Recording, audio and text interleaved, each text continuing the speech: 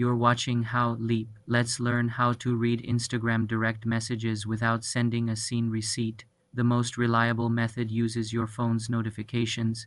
When a new message arrives, do not open the Instagram app. Instead, pull down your phone's notification shade. On both Android and iPhone, you can often see a preview of the message text directly in the notification.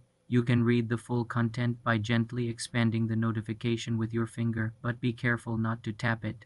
Tapping will open the app and mark it as seen. For a more controlled method, you can enable airplane mode. First, turn on airplane mode in your phone's quick settings. Then, open the Instagram app. Your messages will load from the cache, allowing you to read them while your phone is offline. Since there is no internet connection, Instagram cannot send a scene receipt. Once you have read the messages, fully close the Instagram app, then turn airplane mode off. The messages will remain unread on the sender's side. Remember, once you go back online, avoid opening that specific chat until new messages arrive.